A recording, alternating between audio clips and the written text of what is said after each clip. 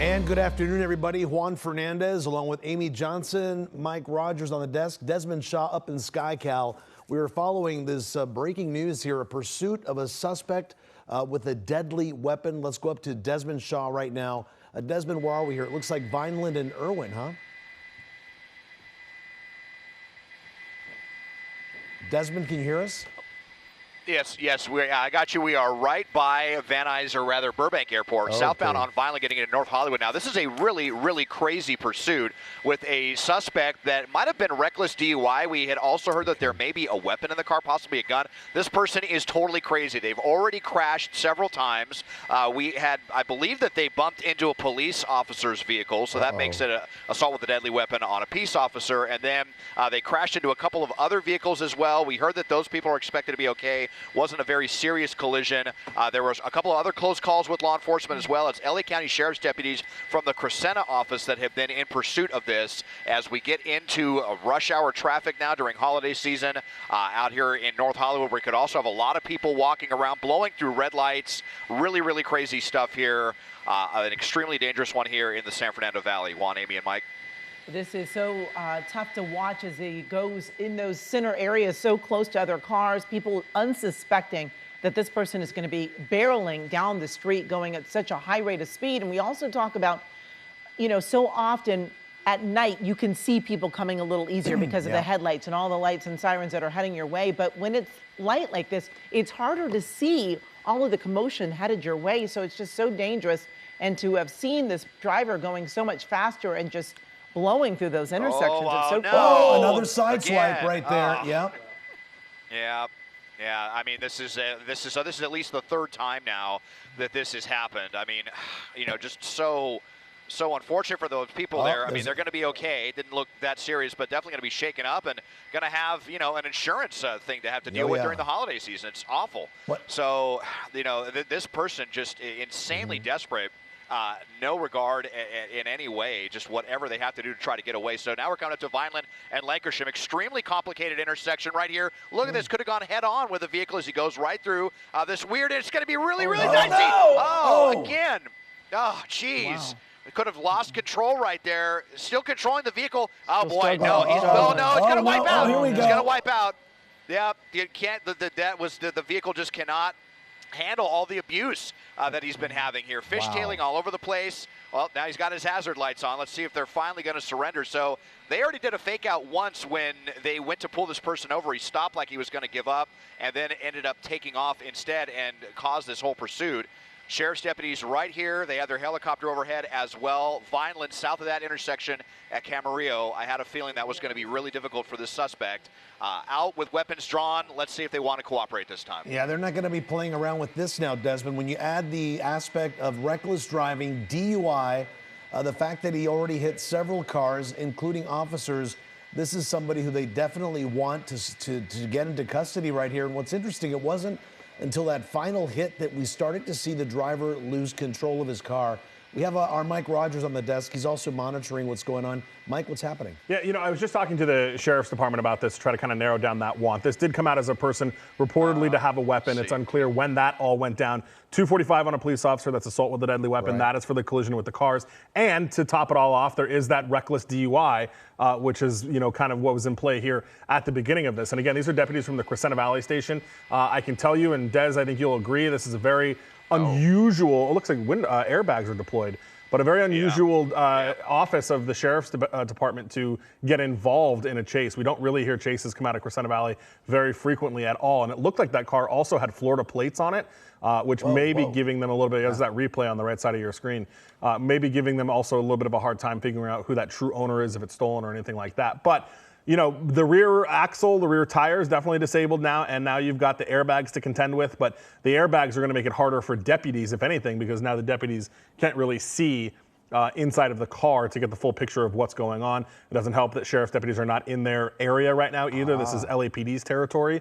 So we'll see. I'm sure LAPD will be responding to help them out. This is Vineland Avenue, just north of the 134 freeway, or the 101. It's either 134 or 101 right there. So a very, very busy intersection, intersection that Des was talking about, that complicated one, which is where kind of Camarillo, Vineland, Lancashire, it is a hot mess of an intersection on a good day, let alone when you're trying to push a pursuit through there. So we'll see, and I think Des is trying to come around, maybe get a look at the driver, but with those airbags being deployed, those curtain-style airbags, that's going to make it harder for deputies to see in as well. So it was probably a combination, Mike, of not only you said maybe the rear axle being damaged in one of those hits, plus all the airbags going off. He immediately lost visibility, harder to drive the car, and while officers can't see in, he can't see out, really. He can't see out. He can see in front of them. Obviously, deputies are not going to want to put themselves in front of the car. That creates a crossfire situation, especially if this is a person who may or may not have a gun. There was certainly the suspicion that the person might have a gun, even if it was just kind of a motion thing. So we'll see. And I think, Des, if you can hear me, it looked like there were Florida plates on the back of this, right? It looked like out-of-state license plates.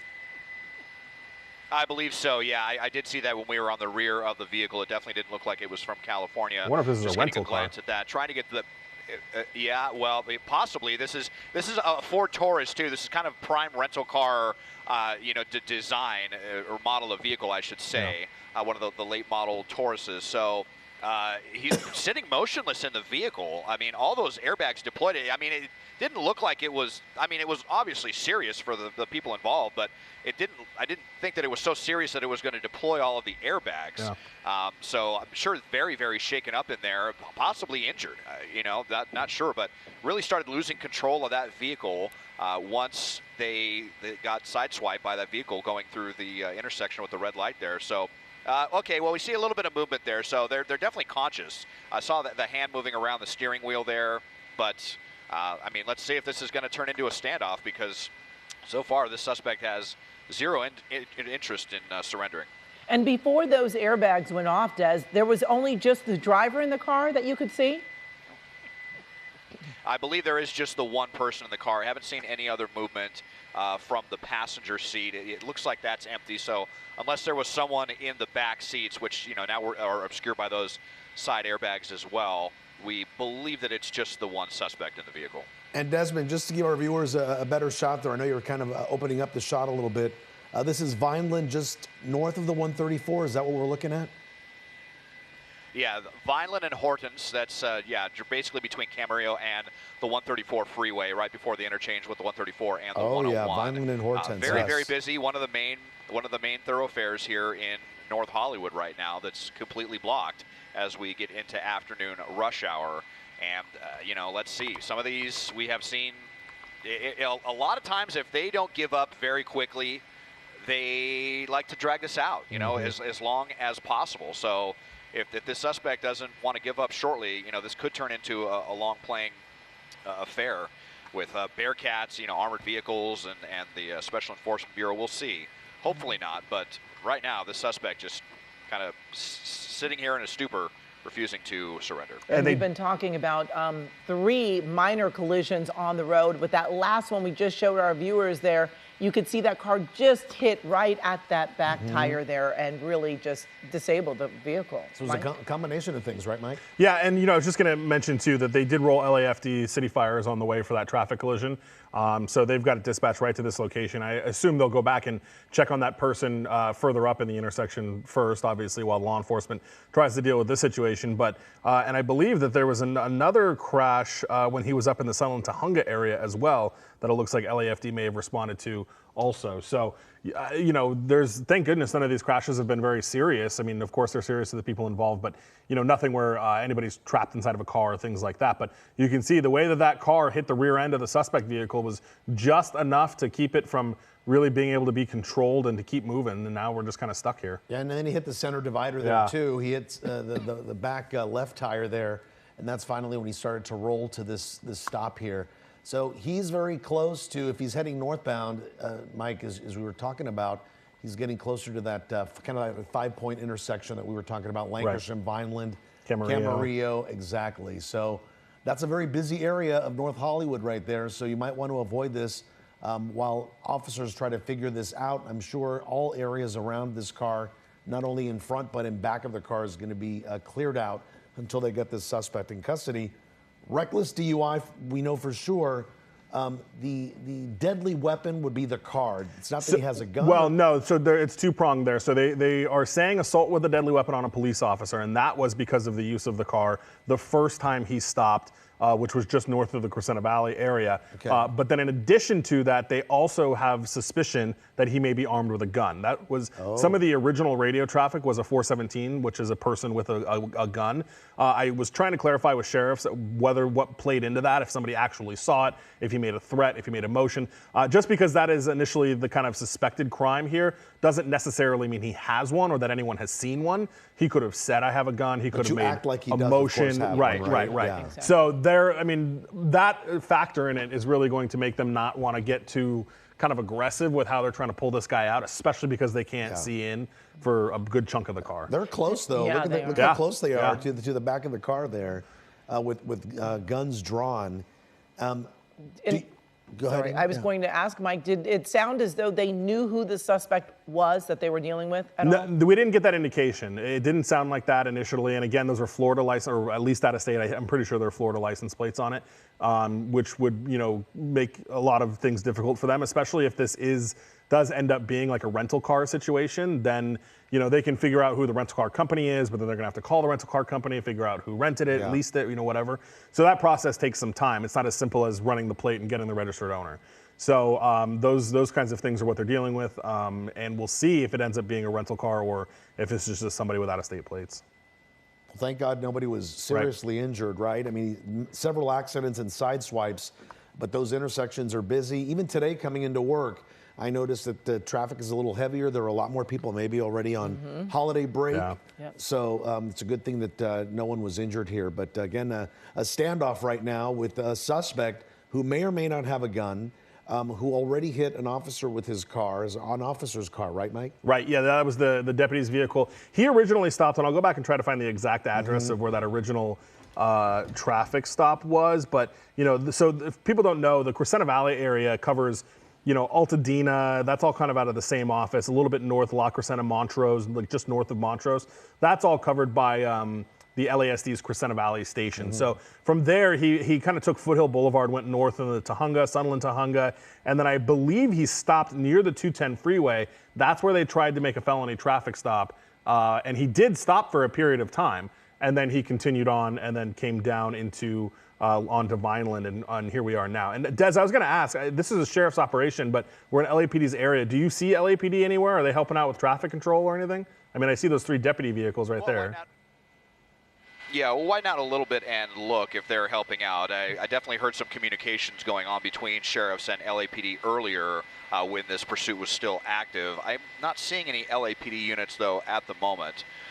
So right now it's sheriffs that appear to be handling this entire operation here. You can see a unit back here that's turning traffic around to go back north on Vineland. So that's going to be, very frustrating for these folks, just trying to get through and get their holiday errands done and whatnot. You got a little bit of a crowd coming out as well. Obviously, North Hollywood, a pretty dense community here, lots of apartment buildings and stuff. So this is starting to catch people's attention. So now sheriffs, in addition to this kind of standoff situation, they need to also worry about innocent people getting too close. We know how people love to come out with their cameras, put stuff up on social media. And so there's going to be an added kind of concern for sheriffs to keep an eye on folks over here that don't want them getting too close to all this, or someone just out here walking their dog, just trying to enjoy the end of a Monday, and now a standoff happening in their neighborhood here with all lanes of southbound Vineland. Haven't seen really any movement from the suspect here. Just a couple of movements of the hands earlier when we were zoomed in, but it looks like they're just sitting back in their seat. And I mean, there's no other moves to make now at this point if the airbags are deployed and the vehicle disabled and they have poor visibility. So it just seems to be one of those kind of drag out situations where, like I said, if this continues, they're going to end up calling the Special Enforcement Bureau, and it's going to be a whole big thing, bringing out the Bearcats. And, a lot of times, though, if it does come down to that, they get the armored vehicles down here, and then once they pin them in with that, then they're like, all right, I get it now. but that could still take, especially with sheriffs, this can just be a very long and drawn-out thing. I mean, nothing against them, but I mean, we've seen sheriff standoffs like this go on for hours and hours. I mean, they may not even call the Special Enforcement Bureau for another half hour or 45 minutes if this continues. They're giving the suspect every possible opportunity to comply. Lots of calls on the loudspeaker, but you know, if they don't want to comply, they don't want to comply, and they'll have to escalate the situation. So we'll see if that ends up being the case here. That was my question to Mike and Desmond, too. Are they giving him orders or commands at this point? Yeah, and I think you can even see the deputy on the driver's side of the car on the right side of the screen, his mouth is moving a lot. So he may be the one, well, yeah, it's kind of hard to tell. But one of them for sure is giving commands. They may be yelling it, they may be doing it over the PA system within their car, telling him to come out, telling him to obviously put his hands out, the added challenge of getting the airbag out of the way so that he can get out. Des, really quick, I wanted to ask too, is there anybody with the victim in the Camarillo, Vineland, Lancashire intersection, or is that open? Let's go up here and just take a quick look while there seems to be a little bit of a lull in all this. Well, there's an ambulance here that is coming. And now, now it looks like we do have LAPD. Now we do have LAPD up here. I think they just arrived moments ago to completely seal off the intersection so that no one else gets involved in all of this. So I saw the ambulance going over here. They're probably pulled off, it looks like a little farther on Camarillo, probably eastbound on Camarillo, where they pulled over. And, you know, definitely going to be shaken up. Fortunately, I mean, it was a pretty low-speed collision, and it looked like pretty modern cars involved. So I'm hopeful that everyone's going to be okay as far as that whole situation. But you saw the ambulance, hopefully just precautionary up there on Camarillo. So, but now that we have LAPD on the scene, at least kind of sealing off the intersection there, that'll help with the sheriffs just getting less innocent people involved in this whole standoff situation. Absolutely, and you know, we were talking about it a little earlier, Desmond. I mean, these airbags all deploying, and when you look at the car, you really don't see any real damage. We do know that the rear tire there behind the driver's side, it got hit by that one car as it went through the intersection, and that did, of course, cause that driver to lose control of the car. But when you look around the car, there's no major dents, no major damage to the car, yet all of those airbags came out. And we're showing our viewers again on the right side of their screen that car as it was going through that intersection, again in the center divide there. And once it gets into that intersection, that is when it was clipped right by that one car. And it hit right on that rear tire, and that's when we saw the tire start to shake, and they lost control, doing a lot of fishtailing there for a while. But that was the main damage, it seemed, to the car. Yeah. We're about to see it, I think, soon. But they're showing all of the reckless driving here that we've seen by this driver that was going extremely fast, and through that intersection, there's the side swipe, and yep. And when he sideswiped the car, I mean, you can see that other car kind of hit the back tire. Yeah, Desmond, it could have been a lot worse, yeah? Well, I mean, you know, if it would have just, it could have very easily played out where this person would have T-boned that innocent person, and that would have been, you know, catastrophic. Then we would have definitely seen, you know, an innocent person potentially getting seriously damaged, seriously injured, I should say. Yeah, this vehicle, it's interesting, even after trading paint a couple of times, even on this side, not really seeing too much in the way of damage, probably bent the rear axle or something and caused this vehicle to become immobilized. And you know, sometimes certain impacts, for as far as, you know, airbag deployment, it doesn't take much. I mean, I know someone, it was really unfortunate for them, where their vehicle was basically totaled because they hit a pothole that was so large, their steering wheel airbag deployed. And, you know, pretty much any time an airbag's deployed, pretty much it totals the vehicle for the, I mean, like 90% of the time. So probably the case here as well. Just obviously so many safety technologies that we have here, and certain airbags are basically designed to deploy at different speeds in different situations. And it seemed like I said, it didn't seem like the person coming through the intersection hit this vehicle that fast, and yet all the airbags deployed. So, you know, maybe a little peace of mind if you're going to be driving a Ford Taurus, knowing that the airbags will deploy and help you from being injured. But, you know, if then it's also likely to total the vehicle. So just kind of a little aside as we're sitting here watching this suspect just kind of twiddle their thumbs inside and refusing to back up. Now you see sheriffs with a ballistic shield out here. I wonder if that means they're going to try to approach the vehicle. Perhaps, yeah. And you see some signal motioning from officers over here as well, or deputies. So I don't know, maybe we're going to see a little bit of movement here, and they're not going to let this turn into a standoff. Well, we'll just have to see what happens here in the next couple minutes. So I just really want to quickly point out, this is a sheriff's incident. We're not really near any sheriff's jurisdictions except Universal. So Universal Studios, which is just down the street, is patrolled and has a substation of sheriff's deputies there. So I'm wondering if they're getting anybody from over there. Your next nearest one would probably be West Hollywood, that they would be able to come from over in that direction. So we'll see where these guys are getting some of their backup from, if it's Crescenta Valley, or if they're having some of those Universal deputies drive on over and help them out here. But it looks like they are adding a couple more units at least to their squadron here. And you've got on the left LAPD blocking traffic over there as well. Would LAPD, Mike, come in to help, as you were saying? Like, this is North Hollywood Division, I believe, of the LAPD, right, that covers this area. Would they come and help if needed? They could. Generally, agencies like this, the large agencies like this, don't like to share tactical control. They'll have LAPD help them with traffic control and things like that. But when it comes to the tactics of we want to approach, no, we don't, you usually want one agency to be in charge of that, so that everyone's playing by the same set of guidelines and the same commands and same command staff and all of those different types of things that play into it. So West Hollywood sheriffs would have to come up and over the hill to get here. That would take some time. Yeah, I think you got West Hollywood sheriff. I mean, and you could pull, Crescenta Valley could come, shoot down the 134 and come over here and help out as well. So they're not terribly far, but your nearest probably couple of deputies are over at Universal Studios, and then after that you got West Hollywood.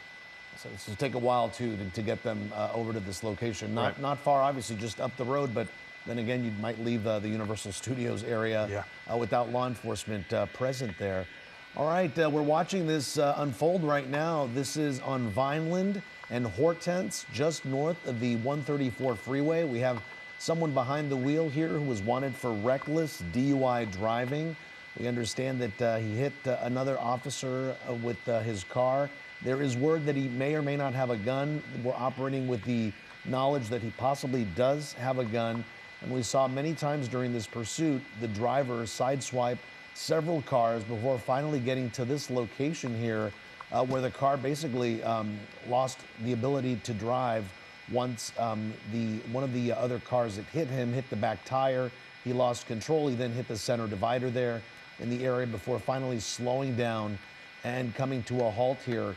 And from what I can see, Mike, Amy, and Des, I think it's just the side airbags that went off. Do you see whether or not the steering wheel airbag went off? It doesn't look like it. I don't think so. Right? It looks like it was just, I think it was just the side curtain airbags, not the forward airbags, either from the steering wheel or from the passenger side that came out. And again, just by the nature of the crash and the sensors regarding the airbags, that's what ended up coming out. So even though, again, it didn't really seem to be too quick of too fast of a crash in the way of speeds with the vehicles involved. So, but very, very close to being a serious collision there, just as they were going through that red light. And if he would have been, probably 1 second later or 1 second early, 1 second later, I think he would have T-boned this vehicle instead of getting hit in the rear passenger side there. And lucky to even maintain control of the vehicle.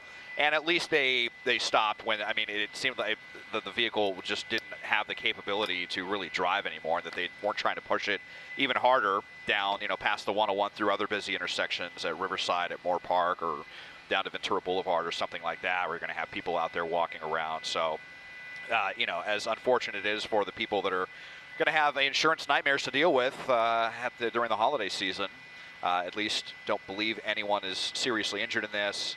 And the danger to the public is hopefully over, as long as they don't try to take off again here.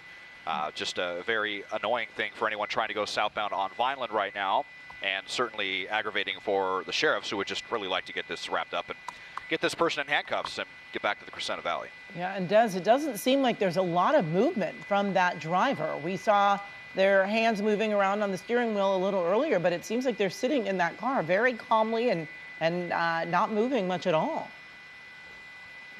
Not much movement. I saw him kind of bring his hands together almost in like a prayer type motion for a second, and then his hands went back down again, but not really able to see very well. Let me just try something here and see if I can seeing a little bit better. I mean, it looks like they're leaning all the way back in the car. It's hard to even. Oh, there's some there movement. we go. Seeing a little bit of movement there. Yeah. Hands on the face. Kind of clasping his hands again there.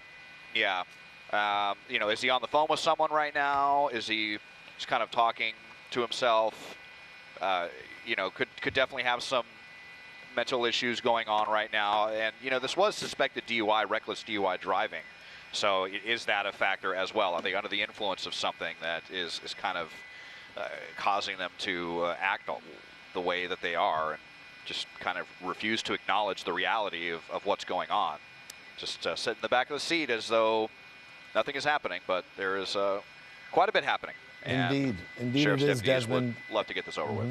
And our Mike Rogers on the desk getting some more information for us, Mike. Yeah, and actually, guys, I wanted to show you, I've got something I want to show you on the ground. This is from the Citizen app. As you can imagine, all of the people that are there have their phones out. This is a live picture coming in from the Citizen app, and you can kind of tell the back driver's tire almost looks like it's flat. It may be a little hard to tell on that shot, but when I look close at my monitor here, it looks like it's flat, which is not surprising considering the way, considering the way he, you know, that was the side where he bounced off of the center divider there. So that was after the crash, and then he bounced off the center divider. So that back tire looks like it might be flat. So that's why I wanted to show you those pictures, because even if the car, I mean, it looks like he's got tons of issues with that car. He's got the axle issue, now the tire's flat.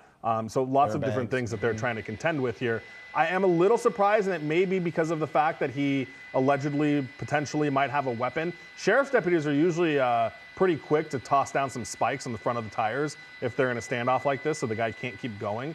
But maybe because of the possibility of a weapon and the possibility, probability that the rear axle just won't continue anymore, maybe they're just not worried about it. Mike, so that picture we're seeing on the right-hand side, that's from the Citizen app? That's from the Citizen app, Amazing. correct? Yeah.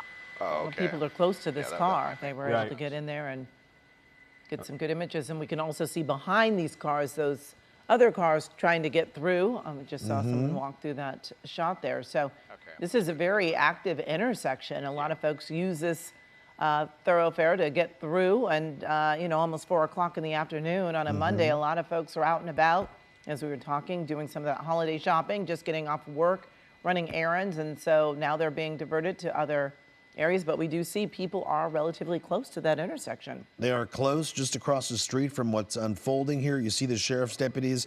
The officer that we saw with the shield, he's still standing there with it. I guess they're still trying to figure out what they're going to be doing next.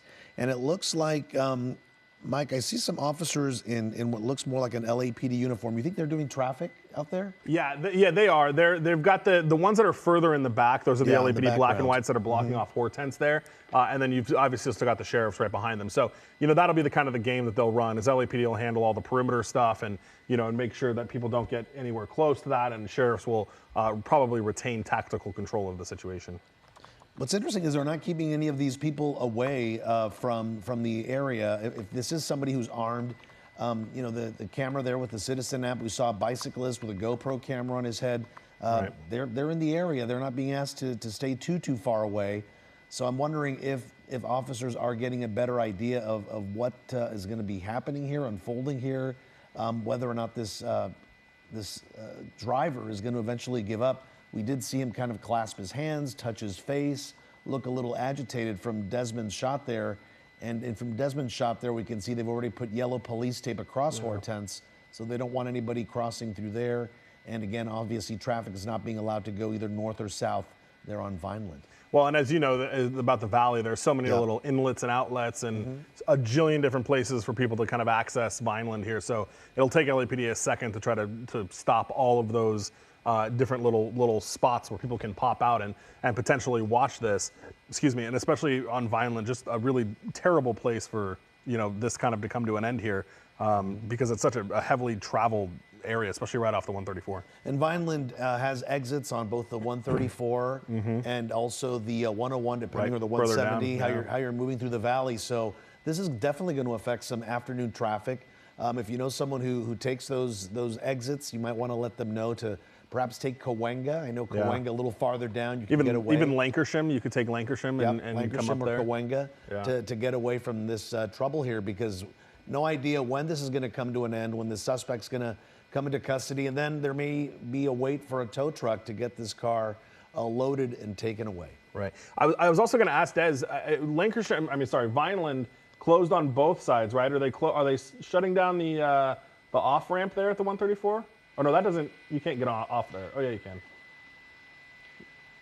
Yeah, there is a on-ramp here, I believe, for westbound to go to the 170, if I recall. But yeah, they have northbound traffic shut down here as well. So there's LAPD lending assistance there at Riverside Drive. So basically closed between Riverside and Camarillo now in both directions, right there. And but you know, you do actually. Lancashire is a pretty good alternate around this. Fortunately, because you have these two major streets that run right next to each other here, not seeing too much in the way of like a traffic backup at the moment. Here you can see though LA City Fire, so that might be one of the vehicle that was involved right there. We don't want to stay off of the shot for too long though down here in case the suspect decides to come to their senses and surrender. But you know, a lot of he's definitely saying something in there. He's either talking to himself or talking to someone on the phone right now, and you know, maybe letting loved ones know that he's not going to be home for the holidays, especially if this just continues. So wearing a jacket there, you see his hands moving again, but yeah, very awkward situation here for everyone involved because they don't really have a visual of the suspect themselves. I wonder if this will be one of those situations where they get one of their drones to come in and fly and look through the windshield. We see that many times as well. I don't think that usually happens until the Special Enforcement Bureau gets here though. So had the ballistic shield out, but now they're putting it away again. I'm highly doubtful that deputies are going to try to approach the vehicle, especially if there's reason to believe that there's a gun in the car. You know, I was thinking maybe we would see some pepper balls shot through the rear window or something like that, but haven't seen any indication of that. I think almost everyone that's back here has had lethal and not less lethal. That although I believe that one with the yellow, that may actually be less lethal there. So yeah, lots of plans being made. I've got to imagine that the Special Enforcement Bureau will be called soon, and this could turn into a whole big thing for quite some time. Absolutely, and this pursuit starting about an hour ago. We've been talking about this pursuit that did start in the Crescenta Valley area, and that driver refusing to stop, driving very aggressively, at times well over the speed limit, going through intersections, running lights and stop signs, and colliding with a few vehicles. And that last collision that was through that intersection, the car went right through and hit the car right there in that rear tire there on the driver's side, and that basically disabled the vehicle. We saw it fishtail, collide into the median there, and then stop right where it is right now. You can see all of those airbags. The side airbags have deployed, but you don't see a lot of damage in the car. But we're showing you now on the right side of your screen some of the action that was happening there as it went right through and then boom, right there. And you start to see it fishtail and still keeping up with that speed, but could not gain control of the vehicle. It gets right there. Real quick, guys, I was just talking to the Sheriff's Information Bureau, Deputy Cerna, over there to narrow down a little bit more about the want and where we're at right now. So the want was originally what they call a reckless deuce. That's reckless/DUI. Okay. During the course of the chase, that is when the chasing deputies mentioned the gun. Now, it's unclear if those chasing, because obviously the chasing deputies are still trying to get this guy to surrender, so nobody's really talked to them yet. But at some point during the chase, that's when the gun was mentioned. So whether he motioned for it, whether they saw or thought he was reaching for something, that's where that whole aspect of it played in. Then you have the collision with the deputy's vehicle, which made this assault with a deadly weapon on a police officer. So the original charge was just a reckless DUI, and he has certainly elevated the things he could be going to jail for this afternoon by this chase. Now, additionally, they also told me that the Special Enforcement Bureau is responding. So again, Special Enforcement Bureau is the sheriff's version of a SWAT team. Those are the tactical deputies. They'll respond with the barricades, with gas if they need to, and they'll take it that route. So those guys now, those patrol deputies are certainly still, I'm sure, yelling commands, trying to get the driver to give up, but the Special Enforcement Bureau of the Los Angeles County Sheriff's Department is responding as well right now. And I'm wondering who's handling the other people who were sideswiped or hit by this driver. Like, what do you do in a situation like that? Do you head to this location to try to talk to an officer? Obviously not, right? Because they're busy with this. Like, what do you do? Yeah, a lot of times I mean, you know, unfortunately, one of our web producers dealt with that, where he got sideswiped during a pursuit, and you know, you give your information to the cops, you file an insurance claim, and it's just like any other kind of collision. Unfortunately, it's that painstaking process. And you know, if this is a rental car, then hopefully the rental company's insurance will deal with it. But you know, a lot of times when we're dealing with these suspects, they don't necessarily have insurance on these cars. Correct. So then your insurance kind of gets stuck with it. It's a real headache as he's drinking a bottle of water or drinking something there, Des. Yep. Yeah. That's the most movement that we've seen in some time here. But yeah. I mean, you know, it's pretty exhausting just sitting here, refusing to surrender. And that's another thing that always just kind of blows my mind with these suspects, how they could just sit here for, I mean, gosh, we've seen standoffs go for 4 or 5 hours, and you're wondering, like, don't you need to go to the bathroom? Like, aren't you hungry? Aren't you thirsty? I mean, this is just going to end the same way no matter what. You're going to make it as uncomfortable as possible for you and as aggravating as possible for law enforcement. Just never understand what is going on. These people just refuse to acknowledge the reality of how this situation is going to end. You know, I mean, we have obviously seen quite a few suspects in recent years get away, at least in the short term, but this is not going to be one of them. They're surrounded from on the ground and in the air, and you know, a ton of law enforcement. There's really no hope for this person of getting away. So perhaps just running out the clock, like so many of these suspects decide to do, just to keep this going as long as possible to avoid the handcuffs. But you know, if they're going to wait until the Special Enforcement Bureau gets here, they could definitely be in for a very rude awakening, because at some point the sheriff's deputies will use what they call hot gas, which is not only very painful to your eyes and your throat, but to your skin.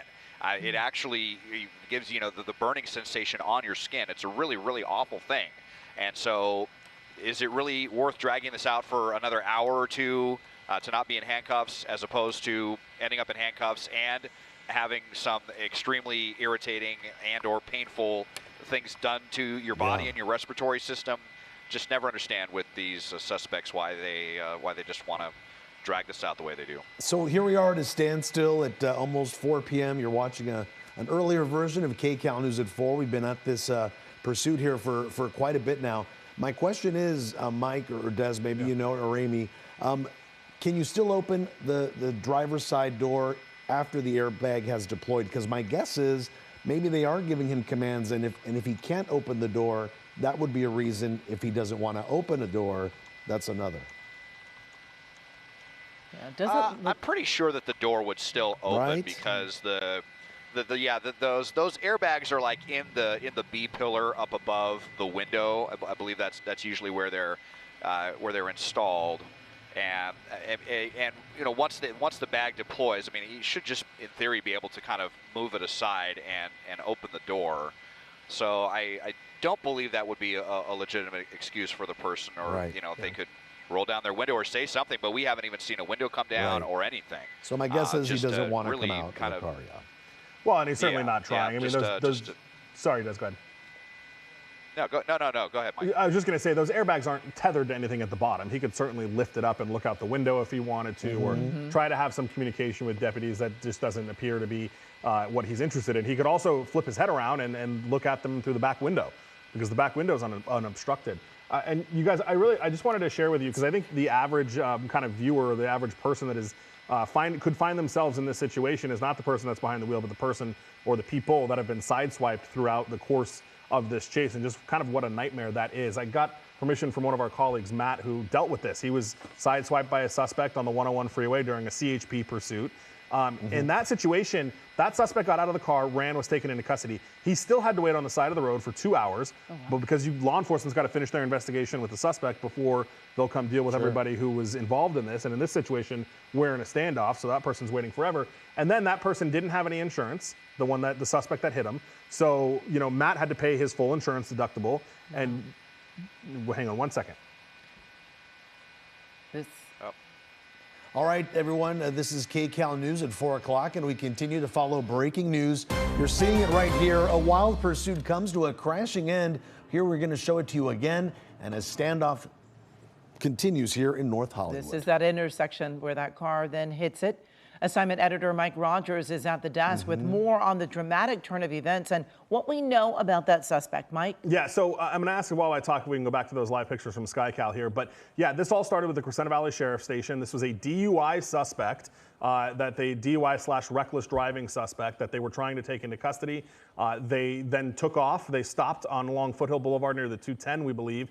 That is when they were stopped by the sheriff's deputies. At some point during that situation, the suspect hit one of the patrol cars. It's unclear if he backed into it or how all that went down. It was obviously some minor stuff here, but enough for them to now call this assault with a deadly weapon on a police officer. As we see on the left side of your screen, that person kind of moving around there. They had a bottle of water. It's kind of hard to tell. Now a large jug. Thing of water, yeah. Yeah, it looked like it had something yellow in it. I don't know what that is, but he's been in this situation forever now. He's sideswiped several cars. He actually got kind of rear T-boned by another car as he went through the intersection of Vineland and Magnolia and Camarillo, which is a very difficult section to kind of navigate alone, let alone when you're running from law enforcement. That kind of disabled the car. We noticed the driver's rear tire is flat. There was probably some issues with the axle because even when he was continuing to drive, the rear end was fishtailing kind of significantly. So now, you guys, we are in a situation here where we are awaiting the Sheriff's Special Enforcement Bureau. That is their version of a SWAT team to kind of come in here and take this over and figure out tactically how they're going to want to continue to handle it. But right now, both north and southbound Vineland, north and south of the 134 freeway there are closed while sheriff's deputies try to negotiate with this person. And they also have Hortense Street right there that has quite a bit of apartment buildings on it that funnels into Lancashire, also shut down right now because this car basically came to a stop right there where Vineland and Hortense kind of intersect right there. And again, very lucky, no one was hurt here seriously. Obviously, we do know of that officer whose car was hit, but no one hurt despite all the different side swipes. And I know this area here also has two pretty well-used bike lanes. So it's a good thing that there were no bicyclists or pedestrians crossing the street here. We're showing you that shot once again on the right-hand side. A lot of close calls. This driver going at high rates of speed. A driver wanted for reckless DUI. And as soon as it passes the 134 freeway here on Vineland heading north, you're going to see a very busy intersection there. And that is where this car gets hit by another car. And basically that car hits the back driver's side wheel, and that is when the car loses control. We're believing that it's possibly the back axle was hit, which made it much more difficult to control. And then once that happened, the car hit the center divider there before coming to a rest. But you can see as we keep showing you this, there's one of those side swipes right there. A very dangerous driver now at a standoff with police, and I believe this is where we're going to see this hit. No, not yet. One more intersection, right? Here we go. Here we go. There it is. And that was enough to get this driver to lose control of the car. He starts to fishtail a little bit, losing control, hitting the center divider, and then finally slowing down and coming to a stop. And as far as we know, he's been a little fidgety, touching his face, kind of putting his hands in clenching his fists a little bit, drinking water, we believe, and deputies moving in. And what we saw there with that side swiping, and that was enough to deploy these airbags. You can see all of the side airbags have been deployed, which limits, you know, what officers and really any of us can actually see inside the car, only through the front windshield. And that is where we have seen some of that movement from that driver. We've seen him drink from a water bottle and move around slightly, but it looks as though for the most part he's leaning back in the seat there and really just refusing to come out of the car. As officers you see there standing there, they are armed and waiting. They do know that this driver very well may have a gun. That is what was seen after the initial pursuit that began. Those initial officers who were trying to pull him over for reckless DUI said that there was a weapon involved. It appeared that he showed a gun or motioned that he had a gun, and now they are being very cautious before they approach that car. We are waiting for some of that equipment to come in to help them get a closer look inside the car, and hopefully it will prompt this driver to just give up. But they may be taking their time, making phone calls, talking to family members, friends, before they know they're going to be spending some time in jail. Now, we're just trying to figure it out. We do know, we believe that he's under the influence of alcohol or something else. So he's not in the right frame of mind. And something interesting that Mike mentioned earlier, this is an area that's patrolled and covered by the LAPD. These are LA County Sheriff's deputies that have come obviously a great distance following this pursuit. The closest other two possible departments or divisions that could handle this is West Hollywood Sheriff's Department. And then, Mike, you were telling us, too, that Universal Studios. They have a little substation there. Have a little substation there. They contract with the Sheriff's Department to cover that area there. As Universal City's its own city, per se, with its own fire department as well. Right now, it's just a wait-and-see game, right? Yeah, and I really, Des, I want to ask, the deputy, the right patrol car by the driver's side, the deputy on the right, he's got a less lethal weapon in his hand, and I can't tell. It looks like it's more, it's not a beanbag gun. I wonder, is that pepper balls? Does that look like to you? It's got the yellow. I think, yeah, quite possibly. And a lot of motioning. Okay, see, like I think they might be talking now. Or maybe, you know, just telling him, open the door. Let's just get this over. Okay, so is the window down? I can't quite tell. I think that might just be a reflection there, but he was moving the airbag thinking around maybe there was, you know. Yeah, so okay, this is a good sign. Anyway, I mean, hopefully, but he's got to be extremely careful with his. If he does come out right now, he's got to be extremely careful with his motions. Not do anything quick. Yeah. Don't try to run away, or you know, let's not give any reason for for the sheriffs to have to do anything rash here. So you know, if they do come out, hopefully just going to cooperate. But you know, let's see if that is indeed the case, because. You know, if we're waiting for Special Enforcement Bureau to be here, I mean, it's rare to see them respond within, you know, maybe less than an hour. I mean, once they get the call, they got to get everything put in the Bearcat, make sure that, you know, they have an inventory of the gas and all of their equipment and ballistic shields and helmets and all those things before they, you know, even make their way out here. So that's why I was saying it can oftentimes be a very long and drawn-out process. And, you know, if they just got called 15 or 20 minutes ago, and if they're coming from Monterey Park, where they keep a lot of those Bearcats, then, you know, we're in rush hour traffic right now, and they're going to be subjected to a lot of that same traffic just to get here. So even though the call has been made, that doesn't mean that they're going to be here anytime soon.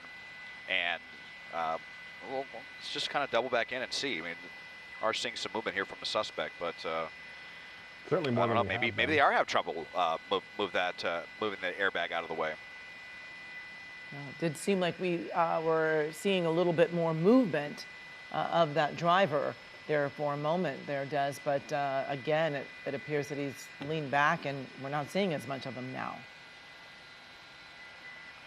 Yeah, I can't quite tell. I think they're getting another light maybe put on the suspect right here.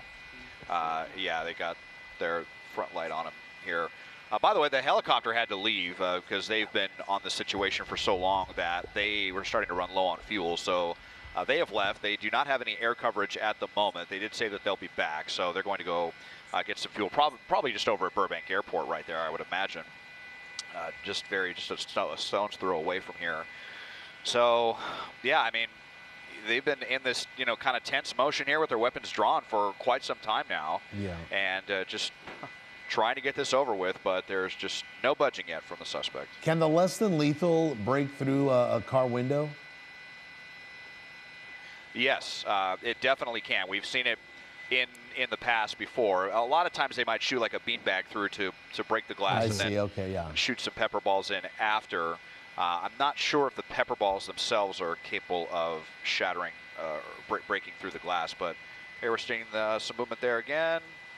Well, there's two types of weapons. The suspect so far. There's two types of weapons that they have. The less than lethal. One's a little longer. They both kind of have a yellow coloring to them. One's a little shorter, and the other one's a little longer. So maybe one is a big bean bag, and the other one is the pepper balls that you were talking about, Desmond. Well, looks like he's smoking something. I think maybe a vape. Yeah, it might be on a vape there. And then he's got whatever that liquid cylinder is in the passenger seat that was yellow. I mean, maybe vinegar. Not sure what that was, but so yeah, just again, still just content to sit here and, you know, what is the end game here? What is your plan really? Just gonna, because if he just continues to ignore the reality here, like I said, it is not going to end well for the suspect, and he'll be in handcuffs either way. Yeah, just delaying the inevitable. That's, really what it is. And, maybe having a last smoke of whatever, and maybe making some phone calls, just knowing that these are going to be things that he won't be able to do soon enough, at least not as freely as he would like once taken into custody. But certainly dragging this out. This pursuit actually started more than an hour ago once they were trying to get him to pull over. He was leaning a little forward there. Kind of looks like he's talking. His hand on his face, yeah, right? I'm trying to see, does it look like he's holding a phone up to his ear? No, he's like putting, okay, so there's his hands, put together again. He's got sunglasses that he's taking on and off. He's wearing a beanie. Looks like a little heavier of a jacket that he's got on as well. I did just see a second ago when Des was looking at the. Is he opening it up? He's moving the airbag, yeah. Kind of looked like he wanted to, but I mean, is he actually having trouble getting out here? Huh. Kind of curious. That's my thought too. I was wondering if you can or can't open, but as you said, Desmond, these airbags are usually in the frame on the inside of the door, right? Not on the actual door, so the door would be able to open up. Yeah, it should be able to open right up. I mean, there was no damage done to the door that would prevent it from opening. I would have to imagine that just, any basic kind of safety protocol that if there's no damage really to the door itself, that they should be able to open just fine. Or he could at least roll the window down and climb out of the window or something. Yeah, definitely. But yeah, we haven't seen the window come down one time that I could see. Took the sunglasses off and put them back on. A lot of chatter going on if he's talking to someone through the Bluetooth connection in the car, or just talking to himself, or has someone on speakerphone. I haven't seen a phone yet in his hand. Reaching around in the back again. Looks like there, I don't know, might be some plastic bags or something. That makes those deputies so uncomfortable when he's doing that. Yep. Yeah, totally. That's what they, and I'm not even sure what they're probably not even able to see any of this. I mean, probably have to imagine there's someone probably the watch commander, someone who's probably watching our feed and relaying whatever we're showing to his deputies on the ground. But reaching back and grabbing something and got it in his hand. And it's going to be harder to see after sunset, so I'm guessing they want to get this wrapped up before that happens, and we're not too far from that. Gosh, we're into the shortest days of the year right now. I'm showing sunsets at 4:45. Okay.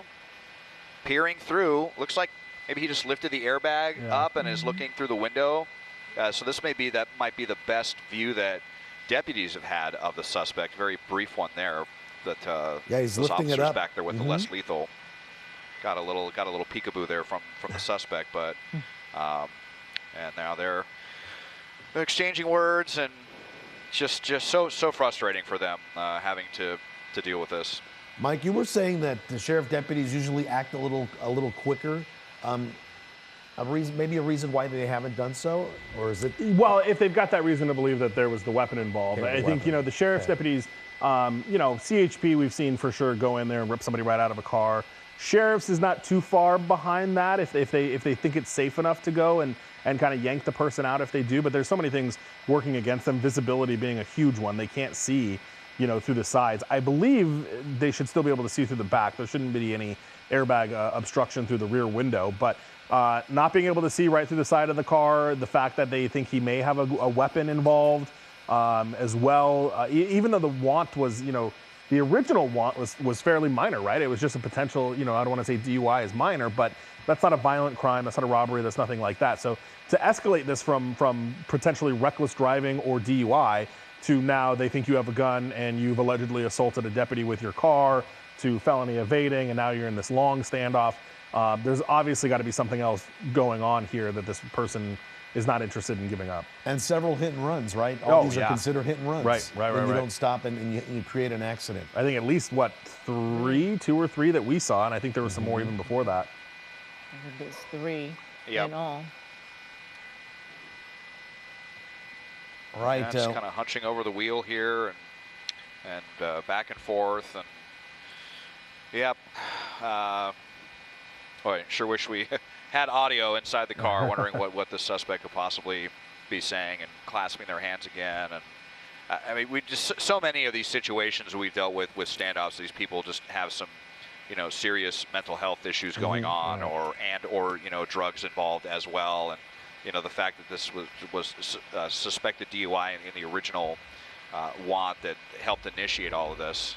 So just never really know with these people. But if it's just going to sit here and wait, hopefully once the Bearcats arrive, and they'll just come drive right up here and pin them in. They'll probably just come right up to the hood of the vehicle and just make contact with that big, intimidating vehicle. And so many times that will, shake some sense into the suspect, and they'll say, all right, I'll put my hands up, and they'll come out. So, but that could still be a bit before we even see the Bearcat arrive. I imagine that they are kind of stuck in afternoon traffic right now, especially if they're coming from Monterey Park. Yeah, you've got that one unmarked cruiser, that Tahoe there to the left, Des. I wonder, is there any more further back? Are they kind of gathering anywhere? Let's just zoom out a little and see what we see here. So this is over on Hortense Street here. No, there's quite a few residents, that's for sure, right there up against the police tape. So that's good that they've moved everyone back that far. I'm not, yeah, that vehicle must have just arrived a couple of moments ago, but a little wider picture there. Vineland, Riverside, the 134 freeway, then up here at the crazy intersection, Lancashire, Vineland, and Camarillo. But no, haven't really seen them massing anywhere else. What was this guy? Some guy walking down the middle of the street, it looks like here. But back to the scene and the standoff, which continues, and got some people, maybe some independent journalist stringers down there. But yeah, boy, just a marathon standoff in the making, it looks like. All right, Desmond, we're going to continue monitoring the situation there from SkyCal. We're going to keep you overhead. Mike Rogers on the desk as well. We're going to move on here with more news here on KCAL News at 4 o'clock.